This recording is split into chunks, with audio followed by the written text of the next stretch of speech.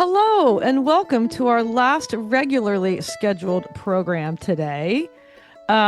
We do have another episode coming your way after this in our book club, which is very exciting. We haven't done a book in a while, have we? Not a while, yeah. So it's good. Yeah, fun. Yeah, super fun. And I can't believe we've come to the near end of season 10 already. Right?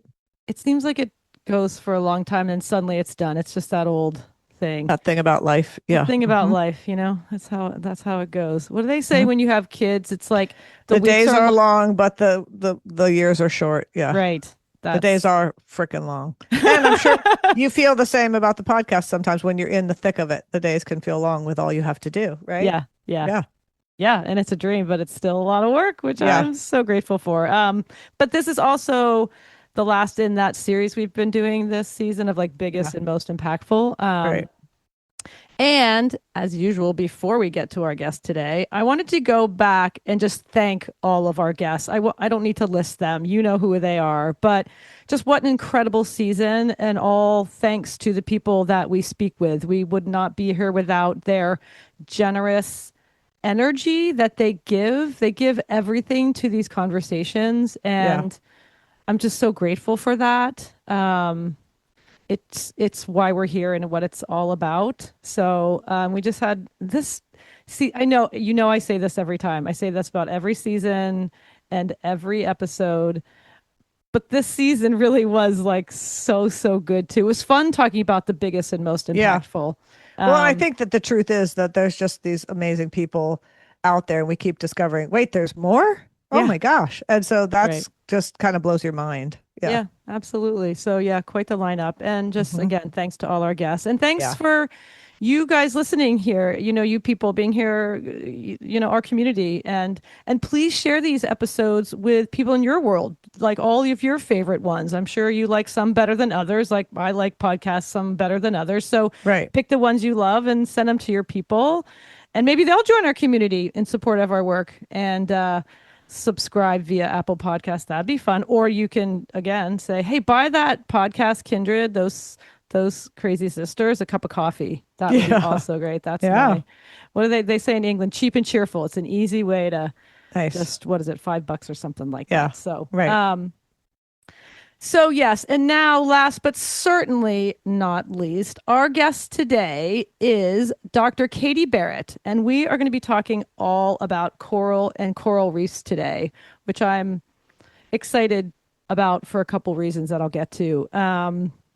So Katie Barrett is an assistant professor at the University of Pennsylvania. Woo woo, shout out. Another PA girl. Yeah, Yeah. girl. Hmm. And the head of the Barott Lab, where they study the ecology and physiology of coral symbiosis, researching the small scale mechanisms in order to understand the ecosystem dynamics of coral. So, Dr. Barrett's lab investigates how corals and other marine organisms interact with their surroundings. So, these small scale mechanisms are super important for predicting how marine ecosystems will respond to an environment that is increasingly affected by, human activity and climate change. So, in other words, the Barrett Lab is interested in understanding mechanisms on a cellular and microbial level that determined coral responses to climate change. So I think the idea is if you can understand the symbiotic relationship within this ecosystem, you can get a clear perspective of how and why environmental events like coral bleaching are happening. And I love this so much that Hmm. she digs into like the teeny tinies of symbiosis, like Right. And it's like the littlest of the big, like the yes, right. littlest parts of the big. Yeah. It's very cool. Yeah. It's very true and very cool because we've talked about blue whales, these Hmm. big ones, and now we're talking about these little tiny guys that I believe Yeah. she refers to as basketballs. Yeah.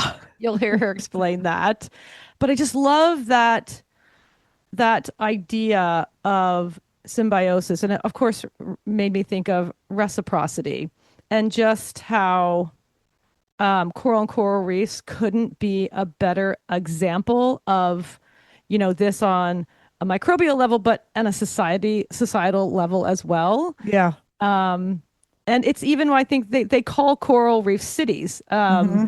And just for how they interact and operate. And Right. I was talking to her in the pre-interview, and then I was talking to Dave, my husband, who has done quite a bit of diving, and they say that when you're down there swimming along the reefs, it's super loud because there's Interesting. yeah there and she So much mentioned going that on. yeah it's Uh-huh. just like literally like A the little same as city. like a Uh, hustle and bustle of the city. It's incredible. And there's Fascinating. right, and there's like all these fish, she was talking about how some of them are crunching on the coral, Hmm. and like there's things scrabbling around there's just a lot. It's not quiet, which is No. what you would Right. not have expected, but Yeah, that's interesting.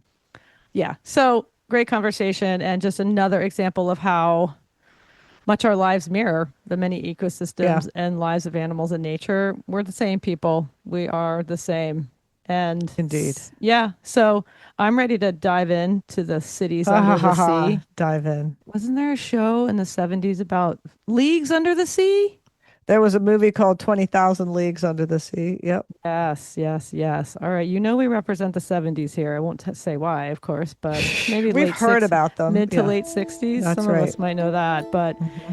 yes, what a joy to speak with Dr. Barrett. Yeah, so thanks for being here. Yeah, enjoy the episode. Yes, enjoy the episode. Lots of love.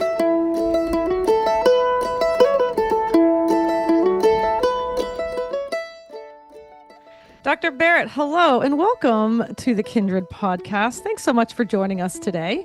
Thank you for having me. Would you please introduce yourself and tell us what you do? My name is Katie Barrett. I'm a professor at the University of Pennsylvania, and I run a research lab that studies corals and how climate change and other human influences are affecting the biology of corals. Well, thank you for joining us today. We are big fans of the University of Pennsylvania, where you're located, your lab, correct? Hmm. Um, and it's so nice to be speaking to someone in our very own city, Philly, of course. It's very exciting in our own backyard.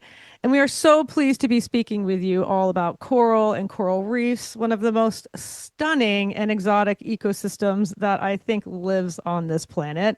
I don't scuba dive myself, but I've been lucky enough to have snorkeled in some beautiful places. And I've been told by divers that coral reefs are like the most beautiful gardens or tropical rainforests of the sea. Just the vibrant colors and exotic species of aquatic animals are like nothing you've ever seen before. So, Katie, if you would take us on a dive into the ocean's tropical forest, talk to us about where you typically find coral reefs and the ecological definition of coral. Yeah. Well, so corals on reefs live in the tropics. So near the equator, they live in really warm waters and they like lots of sunlight. So, you'll find them where it's hot and sunny most of the year. So not near Philadelphia where we Yeah, are right. located. And they're really cool. They're this like oasis in an ocean desert. So corals live in parts of the ocean that don't have a lot of nutrients. And if it weren't for this really cool symbiosis that we'll get into later that corals have with these little plant-like organisms, they wouldn't be able to survive. So corals Mm. actually create this like really vibrant ecosystem with lots of diversity and lots of productivity and buzzing life all over the place in places where you didn't have this special relationship inside of the coral, it would just be a desert with probably just microbes in the water. Wow, Interesting. that's so fascinating. Oh Hmm. my gosh. So, can you define coral and coral reefs? Yeah. So corals are animals, but they're also plants and they're also rocks. You get the like kindergarten Yeah, Okay. question, like, is that it is, plant, animal, mineral? Corals are all of the above. wow, that's crazy. Um, yeah, so like the coral itself is the animal part. And so they're ancient animals. They're one of the first lineages of animals to evolve on our planet. So they've been around for hundreds of millions of years. I like to say a heck And of a long time, like I said yeah, it's earlier. a Heck of a long long time. time, Yeah. Like a span of time that's hard for us humans to wrap our heads For around. sure. for Yeah. sure. And so they're really cool because they're colonial. So if you picture a sea Hmm. anemone with like tentacles, they've got a mouth in the middle. That's like a single polyp is an individual, but because they're colonies, they're a whole bunch of those polyps all fused together, and those can create really large colonies. when you look at a reef, it's sort of an amalgamation of all of these polyps all fused together, and there's different Okay. individuals. And they're predators. So those tentacles can Oh, actually capture prey and they can eat plankton. So little animals swimming in the water column, they actually eat those, and it's a really important part of their diet. But the plant part of a coral is they have these single-celled plant-like organisms. They're protists. They're not plants in the true sense of the word plant. I'll just sort of call them plants for the sake of ease for this conversation. But okay.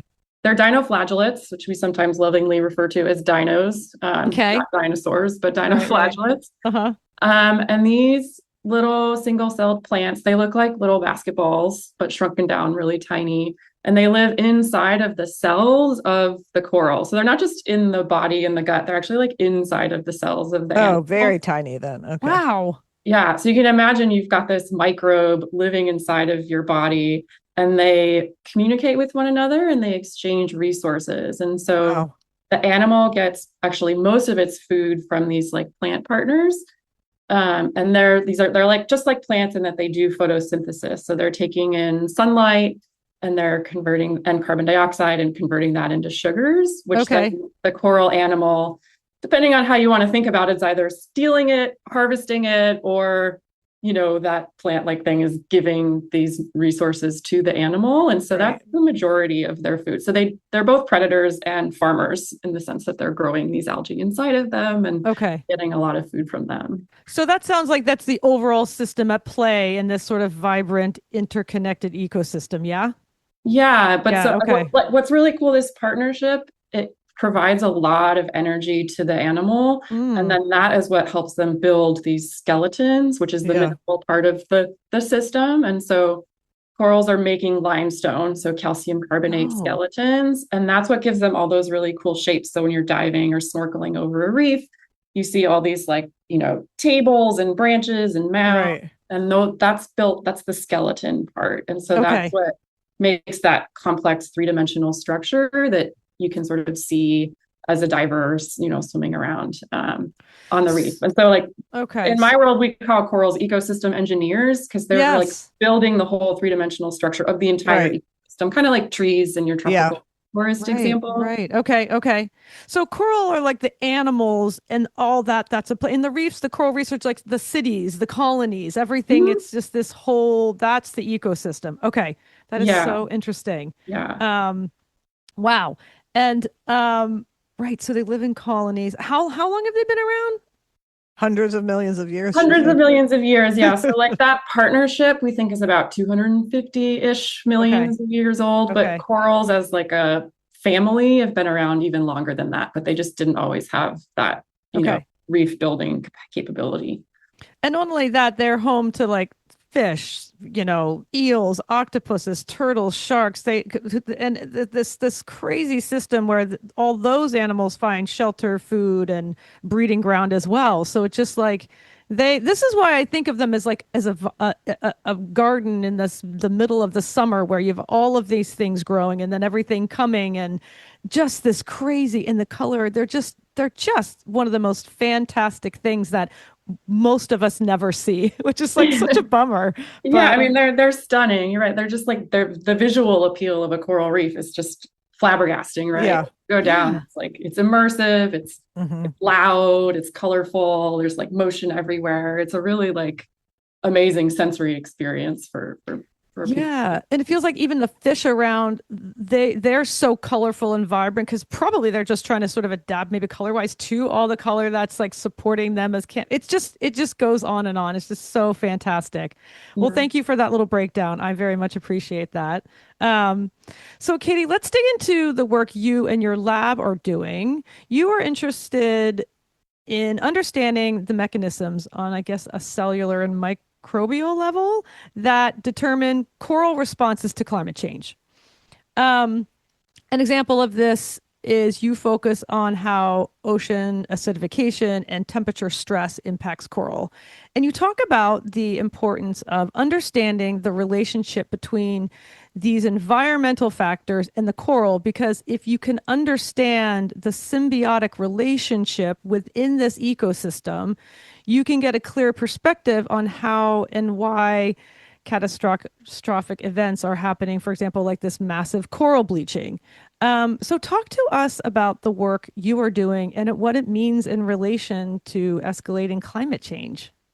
Yeah, thanks. That's a really great summary of what we do. So I'm a biologist, and we do like basic biology and trying to understand just how corals work, how they respond to their environment, how they interact with the microbes, like the dinos that live inside of their cells. Right. And by trying to understand just like the fundamental biology of how these like very different organisms interact and how they're affected by the surrounding environment, we're trying to understand what makes them either sensitive to things like climate change and marine heat waves that cause bleaching, like you mentioned, but also what makes them resilient. So there's, hundreds of different coral species, and they all respond differently to the stressors that we see in the ocean environment. Okay. Interesting. Yeah, and so corals are really special. I mean, we often refer to them in the climate change world as like the canaries in the coal mine because Oh, yeah. they're particularly sensitive to Okay. heat stress. And So so they're with like a bioindicator then, for sure. very much Okay. so. Okay. Oh, Yeah. wow. Okay. Okay. Yeah. Canary in a coal mine. We've talked about that a lot here. Interesting. Yeah. And so corals, like I mentioned, they live in the tropics. They like warm, tropical, clear waters, lots of sunlight, but they also happen to live near the very upper edge of their temperature tolerance. So even just So, small increases in seawater temperature, if they last for long enough, say weeks to months, they'll actually lose their plant partners.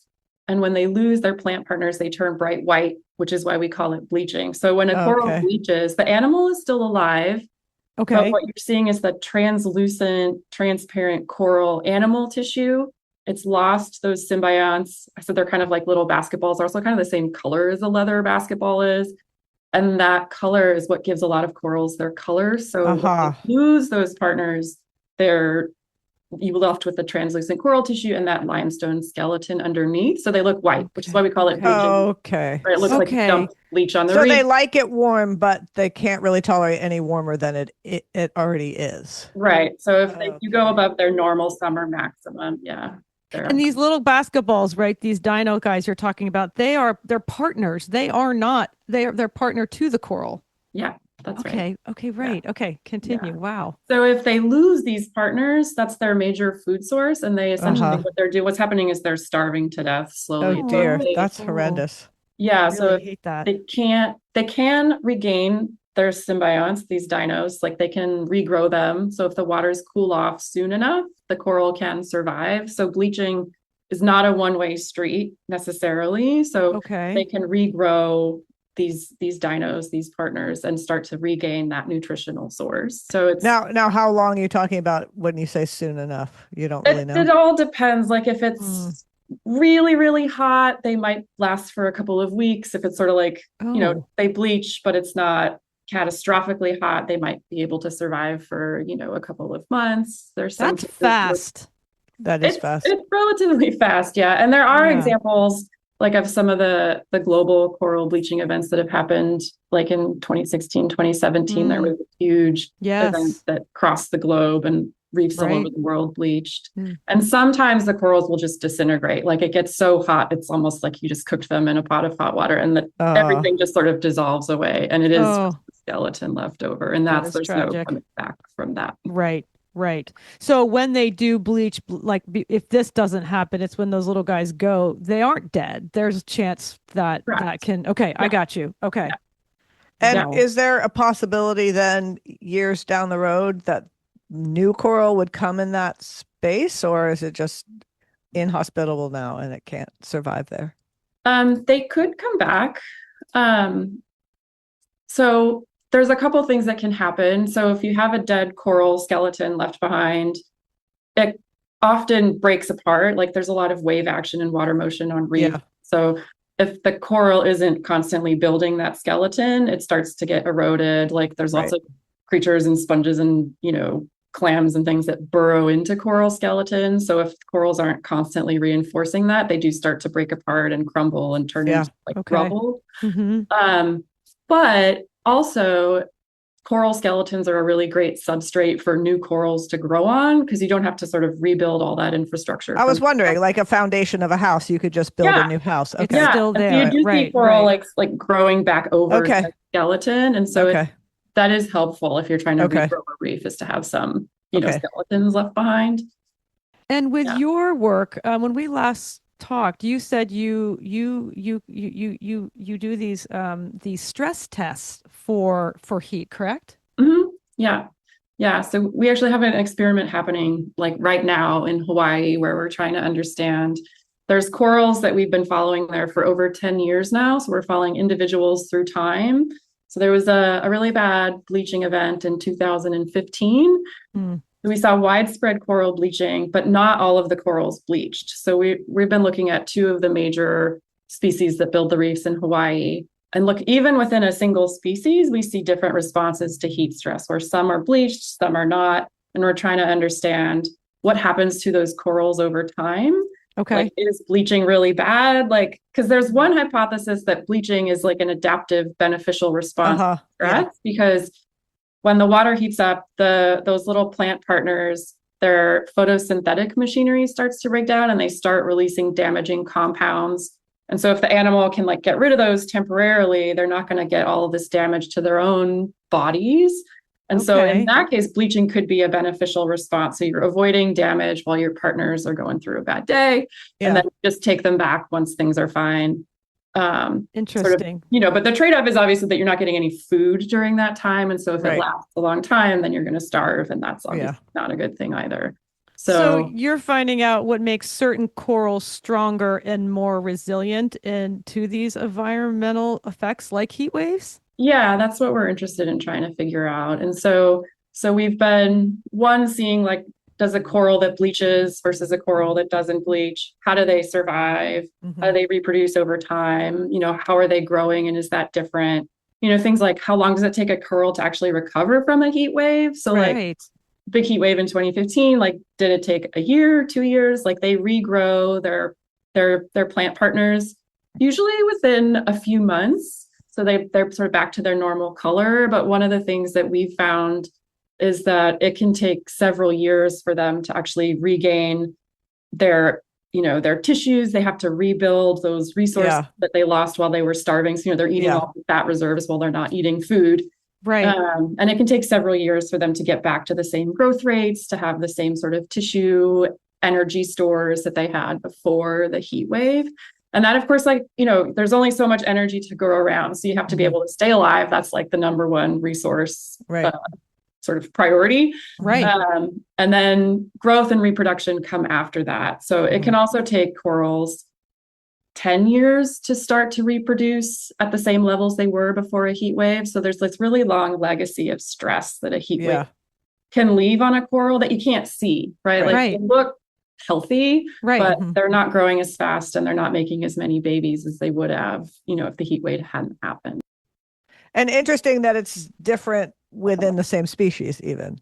That makes it a little trickier to figure out. It's definitely. So it's not just this one reacts this way, and then it's more like, well, why is that happening? I guess different areas could have different heat. Well, that's it. So, and you're sensitive to this temperature, and you're sensitive to this temperature. It's like, oh, guys, wow, everyone's got some heat sensory. Yeah, but you can imagine, like, if you think about people, like, a lot of us have different like heat preferences. Tolerance. Yeah, no, for sure. Yeah, I agreed. True. Yeah. Very true. Yes, you're right. Apologies, Coral. Yes, absolutely. You're allowed to be individuals. True. Yeah. And now, but that's what makes, I think, like, thinking about like the individual differences in a population is what gives the population resilience to something like change. Good point too. Yes, good point. Right. If they're like all the same, that would be bad. Yeah. Yeah. So if we were all the same, then one thing that one type was sensitive to could wipe out everybody, right? Whereas if you have a lot of diversity, genetic diversity, hopefully there's somebody can survive, or thrive even, or I can handle disease and you can handle temperature, and we sort of you're stronger for each other. That's that really symbiotic relationship they have too. Can you talk a little bit about ocean acidification in your work with that? Yeah, so ocean acidification is sort of like, so we think about like, why is the ocean warming? It's because there's excess carbon dioxide in the atmosphere, which acts like a blanket over the planet. It traps heat, and that heat goes into the ocean. The oceans have actually saved us terrestrial animals from a lot of heat. So the oceans are absorbing most of the extra heat that's in our atmosphere. Let's underline that, because people don't know that. And when we do know that, we forget that. Super critical.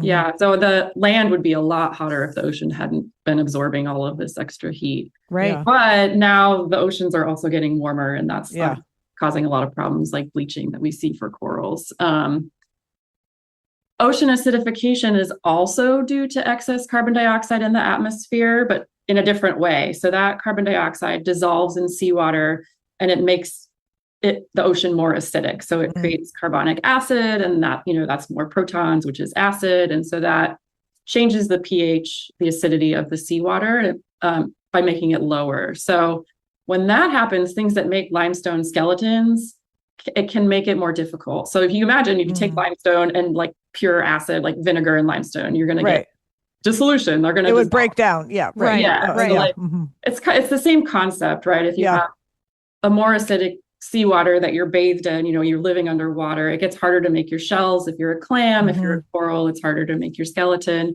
So it doesn't cause bleaching, but it causes this energetic stress where you have to spend more energy to your skeleton, or to keep your skeleton from breaking. We study some of the pathways that corals use to regulate pH and acidity inside of their cells, and how they regulate the pH to build their skeletons. And it's this really fascinating, complex process. And corals are actually master pH regulators. So they regulate the pH where their plant partners live to make it more acidic, to get more food. They regulate the pH around the skeleton to make it more basic, so it's easier to grow that limestone skeleton. But then when you throw ocean acidification on top of that, it just makes it makes the skeleton part harder. It might make actually the photosynthesis part easier, because there's lots of carbon dioxide, which is sort of the substrate to make sugar from photosynthesis. So, there are organisms that are like, ooh, more CO2, like this isn't a bad thing at all, right? And they can, they have more substrate, they can do more photosynthesis, and that's okay. Right. And we do see corals that are like, ocean acidification, I'm fine, I don't care, I can still grow, like they're making their skeletons, they don't seem to care. And then there's others that make, their skeletons are less dense, they're more prone to breakage, their reproduction goes down. So we see like a whole range of responses depending on the coral species that we're looking at. Wow.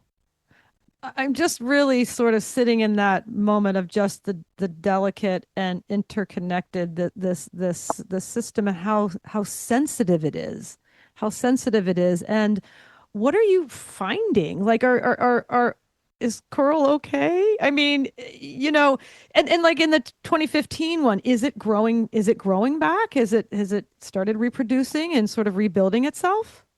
Yeah. So we've seen a couple different things. We see one species, the finger coral. It's Parietes compressiva for any scientists out there. Like this finger coral seems to have recovered just fine. Okay. They have really tricky reproduction, so it's kind of hard to follow. We haven't measured how much reproduction they're doing, but they're growing.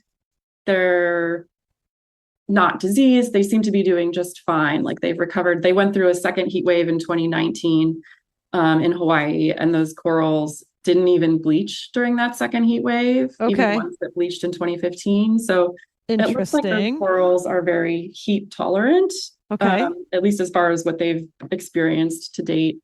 Whereas there's another species, the Hawaiian rice coral, or Montipora capitata, is not doing as well.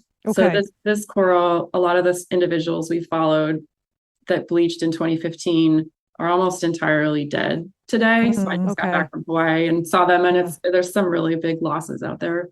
But not all of them. Like, so there's, especially the corals that didn't bleach are still alive. There's still a lot of this rice coral out on the reef. But there's also a lot of like dead spots where you can see there used to be this like huge, 6 feet wide, big rice coral, and it's just like dead, and it's covered in little like turf algae, like little seaweeds and stuff. So there's a lot of living coral out on reefs today, but there's also a lot of corals that have died. Okay. So I'm thinking why, but it's like maybe ocean temps like have shifted and given it a break, and maybe this acidification has given the ones that don't like it a break type idea. Do you know why?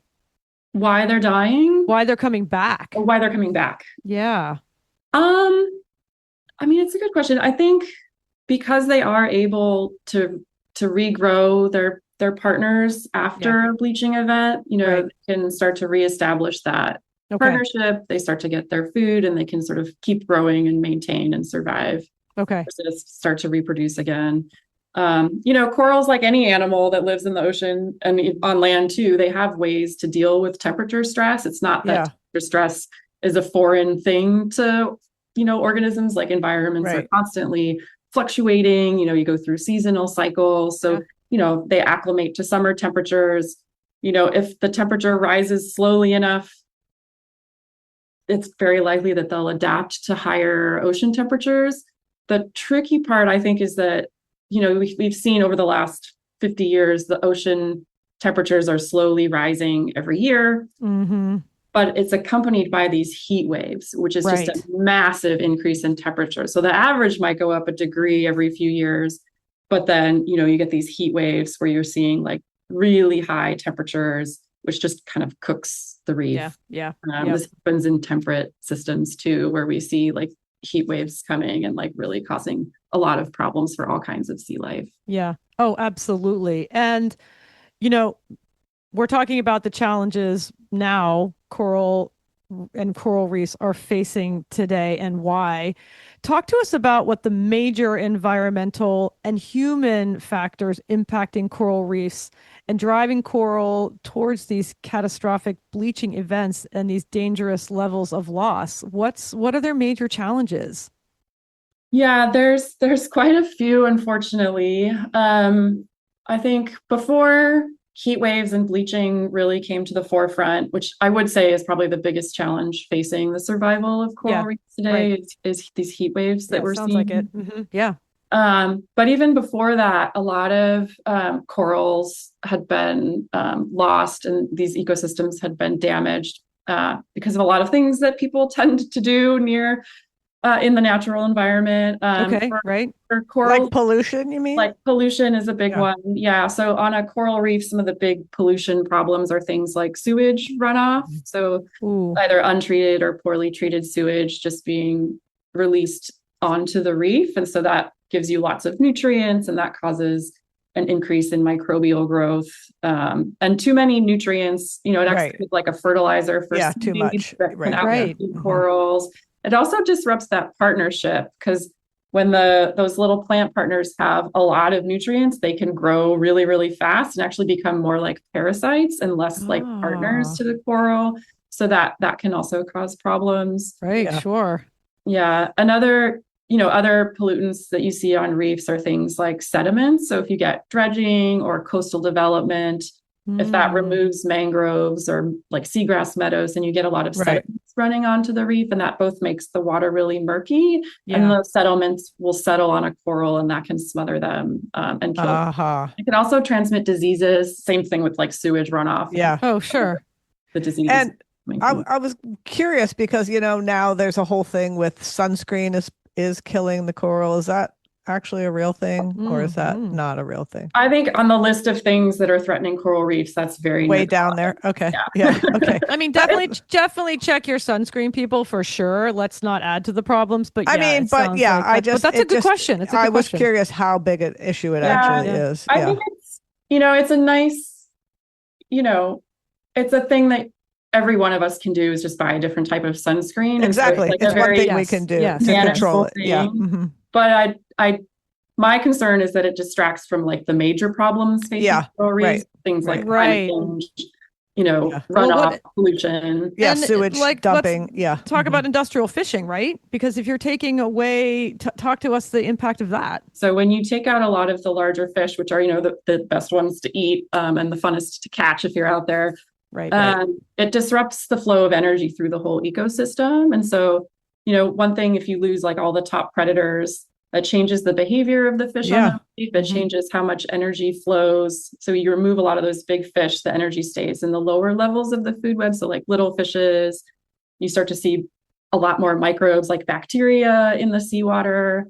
So it really changes the way the system functions. And then, so people sort of fish down the food chain. So once you get rid of like the biggest fish, like sharks and groupers and things that can be like, the size of a small car, we're starting to fish out herbivores like large parrotfishes. And those are really the cleaners of the reef. And if you're a coral, those fish like are eating lots of the seaweeds and things that would otherwise overwhelm it. Yeah. Overgrow. Okay. So, right. So this is a great example. You take out certain fish that are eating the seaweed, and then the seaweed becomes an invasive species to the coral. Yeah. Because it's a whole ecosystem, right? Well, you take one thing out and it just, it messes with the balance. Yeah. Sure. That makes sense. Exactly. Yeah. And we saw like in the Caribbean, for example, another important herbivore is sea urchins. And so there was a disease outbreak that actually affected the entire Caribbean, and all of these sea urchins, for the most part, died back. And then we saw huge seaweed blooms because of that, because those urchins were eating all of the little baby seaweeds. And then when seaweeds get big, then they make all sorts of toxins that they can use to smother other organisms. Like, competition for space on a reef is like intense, right? Oh, I bet. That's such a great point. Surface. Everybody needs sun and nutrients and water flow. And so they're all fighting for space, room to grow. And so if you sort of disrupt sort of the balance between who's fighting who, and, it shifts the balance, the advantage when you take out, one herbivores, especially.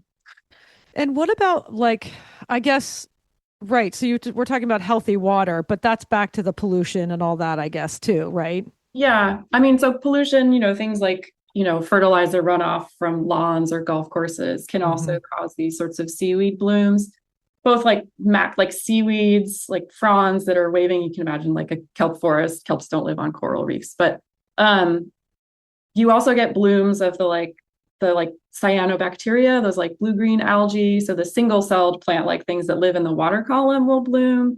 And that means there's less light filtering down to the corals. And again, that's changing the whole energy balance of the system. Right. Like a lot of the energy is going to the microbes as opposed to the macros, like the large things that we can see by eye. And that's another way you were talking about interrupting this flow of energy. I'd never heard it explained like that. That is really incredible. And so, does your lab have any outreach programs or initiatives in a place where there are coral reefs, or to even us, like a part of educating the public and local communities on how to support coral? I mean, we do a lot of different things. We bring high school students into the lab, for example, for internships in the summers. And that's through Penn. We also do some teacher training programs. Like we'll all go and talk about coral reefs for like professional development for teachers in the local Philadelphia area. We also do some work at the aquarium in Camden. So cool. There's like after school programs or some of their internship programs. And we talk to the students there about, what it's like to be a marine biologist, like what coral reefs are like, sort of like the threats facing reefs, but also like, when I do outreach and I talk to young people, like, and the community of listeners that are listening to us today, it's just, there's like coral reefs, are amazing, like we talked about at the very beginning. Then there's also a lot of hope. I think there's this like doom and gloom attitude and sort of desperate overwhelm and giving up that can happen when you feel like, I'm just one person. What can I do to help? Yeah. I don't even live near a coral reef, like we're in Philadelphia or landlocked. Exactly. Like, Yeah. But there, local actions do matter. Yes. The Delaware River that runs through Philly empties out into the ocean, right? Like we're all definitely connected to the ocean, no matter where you are on our planet. Right. And so yeah, every little bit, and whatever you're capable to do does make a difference. Yeah. And there are a lot of really beautiful coral reefs still left in the world. They are threatened, right? We've talked through a lot of the problems they're facing, but there's still a lot of life worth saving still. Yes. Absolutely. Absolutely. And I think, you and I talked a little bit last time we spoke, was these coral and coral reefs can adapt. It's just the rate of these changes that are happening is such a big part of the challenge they're looking at. If it were but maybe not. I mean, you said it can be even a few weeks where some of these get deeply affected. And I'm just wondering too, in the idea of restoring, having humans restore the coral, you had talked about one of the problems that they face is restoring it with diversity in mind. And speak to that a little bit. Yeah, so there's actually a growing group of scientists and conservationists and managers who are thinking about how do we restore coral reefs. There's like ideas, you want to improve water quality, limit pollution and overfishing at the local level, at the global level, cutting back on carbon dioxide emissions. So like eliminating the burning of fossil fuels are sort of big picture things that we can do and hope to do in order to save reefs. But at sort of like the immediate timescales is, can we actually improve the survival and the reproduction of corals today? And so, there's a lot of different things people are working on, like selective breeding. Like, can we take corals that we know have higher heat tolerance with other corals that we know have high heat tolerance, and then put those offspring out onto the reefs to try to both maintain some genetic diversity through sexual reproduction, where you're mixing up alleles and you're getting new combinations of genes in the babies that are created. But hopefully that heat tolerance is heritable and those offspring can handle higher heat tolerance. But it is something, we need to be intentional about. A lot of the work in this area is sort of at the proof of concept stage. And then the next thing is, can we make it scalable? Can we make sure we include as much genetic diversity as possible? Yeah. To try to maintain that resilience and sort of, the units of selection, like you need a lot of diversity to have resilience. Yeah. And, we work with just a few species that are like, that we know the most about and are the easiest to work with. But I said, there's hundreds of different species. So many. Coral reproduction is totally wild. Like they all do it different ways and need different things. And so it's a real challenge to try to like both grow them and monitor them and absolutely. Absolutely. Well, Katie, I'd love to zoom out and look at coral reefs beyond their ecological importance. Coral reefs are, just like we said, this incredible symbiotic marine biome, which just supports, like you're saying, countless marine species and humans alike. So when you look at coral reefs through a wider lens, what can we learn about connection to our fellow species and reciprocity with the natural world, and how we humans operate within our own ecosystems? Yeah, that's a great question. I mean, coral reefs, like you said, support countless marine species. Like our estimates are about 25%. So 1 in 4 marine animals is interacting with a reef, at least at some stage of its life cycle, if not its whole life cycle. Wow. So that's like insane, right? If you think coral reefs cover like less than 1%. I was going to say, they're not that, they're only in certain spots too, but still 1 in 4. Wow. Yeah. So they have a huge impact on the biodiversity of the ocean as a whole. And they're a gift, right? They give us so much. There's the beauty of these systems. There's so much we can learn from them. The ocean gives us half of the oxygen that's in our atmosphere. So we're breathing in the outputs of the reef, like as we sit here today, right? So they're very productive. They provide a lot of like ecosystem services is sort of a term we use. Right. The three-dimensional structure of the reef that provides the homes for all of those different species also protects shorelines and coastal communities from storms. So like the energy of the waves actually break farther from shore. And so you're getting less damage, less erosion, less flooding during storms when you have a healthy coral reef that's, around the shoreline. So as we lose that, we're losing that protection from like storms, which are also becoming more common and more severe with a warming ocean. So huge. That's major. Yeah. So there's a ton of value that a reef can provide, in addition to sort of its inherent beauty and wonder that it inspires in a lot of people. They also just sort of like the practical implications is they're very useful. Yes. As opposed to like the Army Corps of Engineers going out and building cement barriers and breakers. They don't rebuild themselves, right? We have to go back and constantly repair and maintain, whereas a reef is always growing.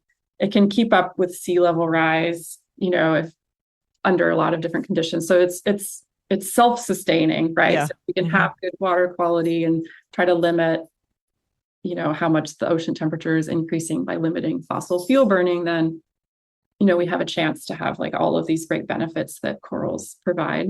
Yeah, right. Because you mentioned reciprocity and connection between different species. And I think corals are such a cool example of reciprocity. As you think about what a coral actually is, it's an animal that's giving all of its waste to its plant partner that's then using those wastes to create food for the animal. So there's like really tight recycling and cooperation that's happening. And that's what's helping these huge ecosystems be in existence in a place that's, like a desert. Like I said, there's not a lot of nutrients, there's not a lot of food around, but because you have this relationship, you have these like bountiful systems. Yeah. Yeah, I love that. It made me think of like stay local, think global, right? Like it's sort of their ideas like, well, they stay very local. They are very much their little tiny farm to their little tiny tables, right? They're right there. They're right there. They're not going anywhere. Yeah. But it is this beautiful, it's such a beautiful example. It's exactly what you're saying. And the benefits for us, I was just thinking like, I'm still on you were saying we're breathing the air that they are giving us. I mean, I'm breathing the air for the jobs that coral reefs are doing right now. And that is wild to me. That blows my mind. I mean, that's heady stuff, right? Yeah, it's pretty cool, I think. And hopefully that gets through to people that 50% of the oxygen that we have is from the oceans. So we kind of need to take care of this. It's not just like, oh, we'll be fine. No, we won't. Yeah. And you think too, like the ocean controls our climate, it controls all our of weather. It, right. It's just and even like these barriers you're talking about, like even just the storm impact, and who needs more concrete barriers? They're so ugly, and what a beautiful thing that's not even in the way. It's under the surface of the water. So it just there's so many things. Wow. And this season we are talking about these biomes, the bigs, we talked about, redwoods and we're talking about like blue whales. We're talking about the big systems that are keeping this world breathing and turning and healthy. And I think it is so important. And I just wanted to dig in with you a little bit that because we're very science-based, but it's good to zoom out and look at the bigger picture and what can we learn from a coral reef and how they operate, how can we operate in our own ecosystems, and just remembering that they are our ecosystem as well. That's the thing, right? Yeah. I mean, I think, they have so much to teach us about how cooperation works. I mean, they're also like cutthroat competitive, right? Like I mentioned earlier. I love that. I don't know, kumbaya, but like, sure. But the cooperation part's essential for these systems to work. Right. And I think thinking sort of bigger picture, they're also culturally really important to the people that live around reef systems. Yes. Your day-to-day life, right. But also spiritually. People are very spiritually connected to their coastal systems, and coral reefs especially are really important in that way too, right? Right. You must see some of that in Hawaii because you spend time there. Yeah. I mean, the coral's actually central to the Hawaiian creation story. They're like the first animal to emerge. So they do play a very important role. Yes. That is not to be underestimated or not underline that again. That is really critical. And just because that's not part of my sort of spiritual world, but shouldn't it be? I mean, that's where, like you're saying, we're breathing the air that coral is producing for us. And I just think it's really, it's just a moment to pause because it is such an exceptional, fantastic ecosystem. It is unlike all the others. And I think that's why I just wanted to sort of pause and zoom out on this for a second. So I appreciate you just spending some time here with that. And I think if we can care for the reef, it takes care of us in return, right? So if we have the ability to like nurture a flourishing coral reef, we're going to get a lot out of that as well. Like it has gifts to give us too, whether that's food, right? If a sustainable fishery, we get a lot of, potential medicines from organisms that live on reefs. Yeah. Coastal protection. Like there's a lot of healthy reef gives us in return if we can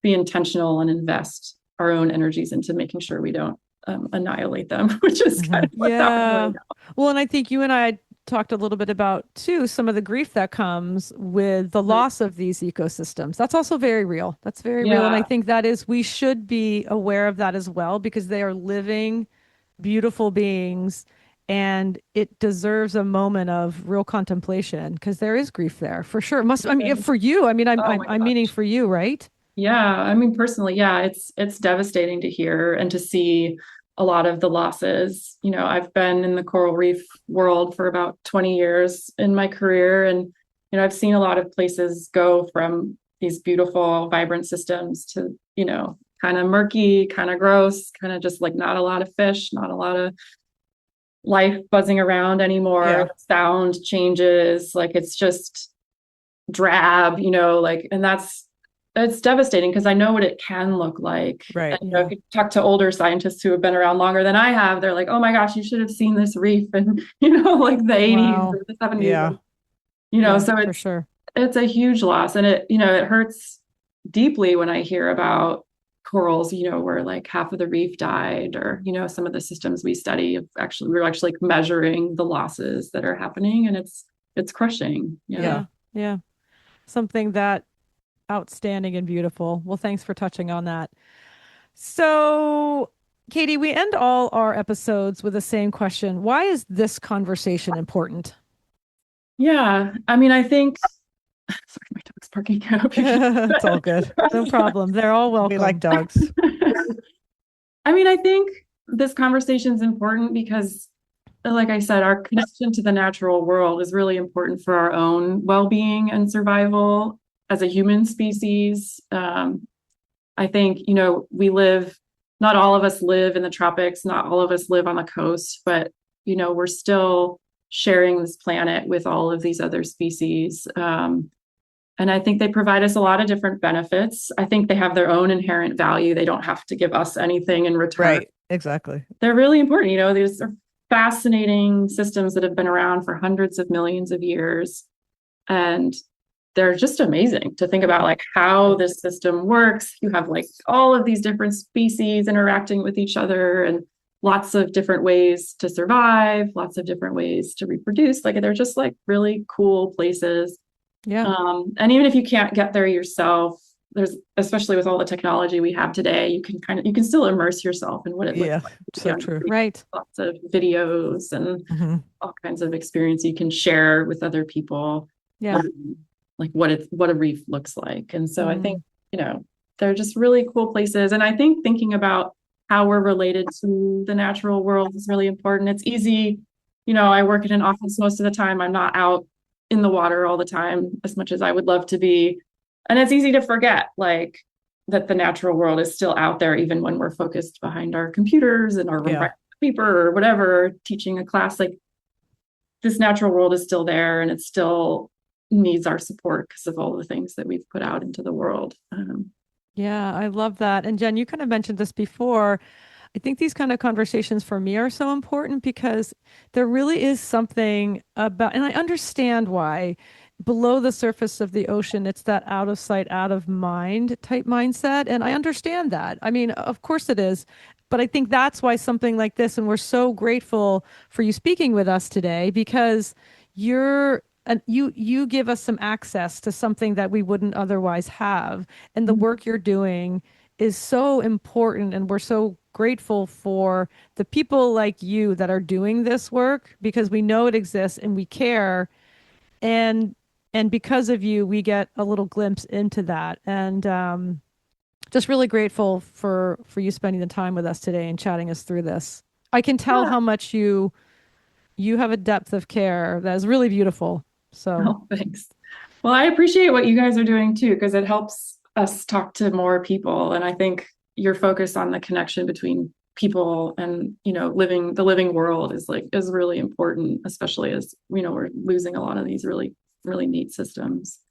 Yeah, for sure. So how can we get involved in supporting coral and coral reefs in our lives so far physically connected? And where can we follow your work? Well, you can go to my website. It's just my name, Katie Barott, or barottlab.com. I have the two URLs that'll take you to the same place. Great. So you can read about some of the work we do. You can see some of the students. And I think you can see the little basketballs. You can see the little basketballs. Yeah. And I think it's to stay informed, to be intentional about the resources that you use and how you use them is really important. And if this is something you really care about, talk to people about it. Yeah.